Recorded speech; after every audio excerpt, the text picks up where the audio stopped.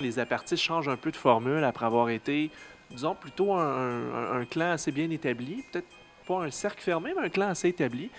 Là, François Parenteau, donc, ne sera pas de ZAP 2011.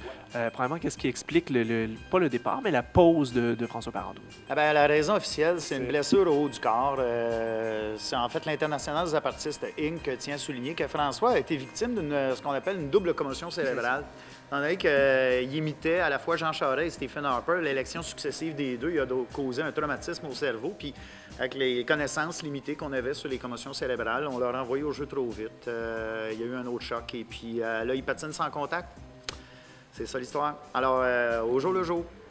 Et donc, vous avez décidé de rappeler des jeunes joueurs d'Hamilton. Vous allez chercher Vincent Bolduc, vous êtes allé chercher Jean-François Nadeau.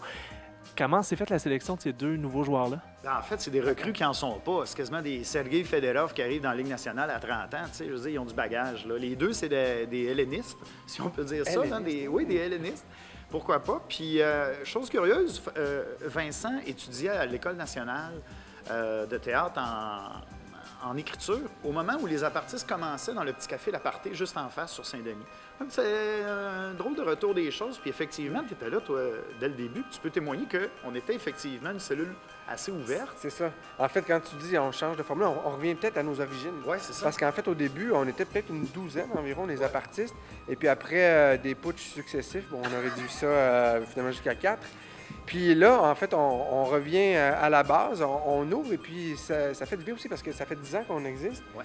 Puis on a, veut pas aussi des patterns dans la façon d'écrire. Et le fait d'avoir une entrée d'air frais, de petits jeunes comme ça amène une petite bouffée d'oxygène. Puis c'est sûr que ça nous stimule aussi. Puis ça patine fort, ces petits jeunes-là. Oui, il a fallu que les vétérans élèvent leur jeu là, pour poursuivre ça. Ils ont poussé dans le cul un petit peu.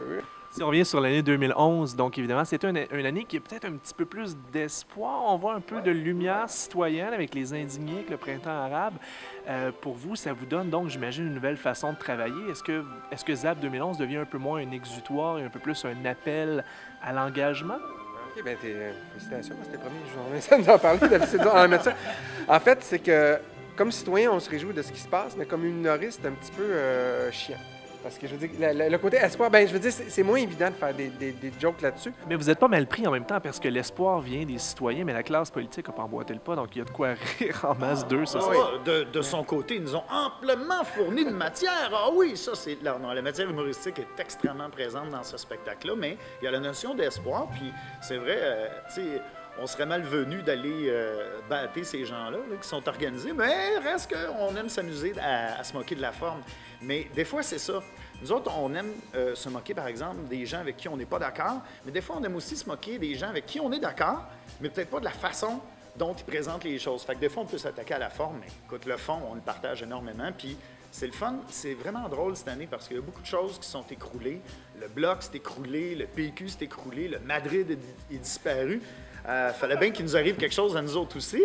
Puis, mais à quelque part, de chacune de ces crises-là, il y a des opportunités qui sortent. Puis c'est ce qu'on voit aussi dans les mouvements occupants, puis indignés, puis etc.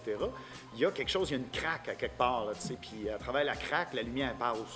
Ce qui est drôle avec les revues de l'année, en fait, c'est qu'on se rend compte, en revenant dans le temps, qu'on a à peu près oublié les 6 premiers mois.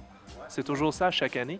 Qu'est-ce que vous avez déterré cette année qui vous a étonné, qu'on a tendance à oublier déjà avec notre courte mémoire? Un bloc d'uranium en dessous du réacteur 5 à Fukushima. C'est ça. Mais... on l'a déterré, mais il s'est comme réenterré tout seul lui-même. Ouais, on l'a mis en dessous de gentil, finalement.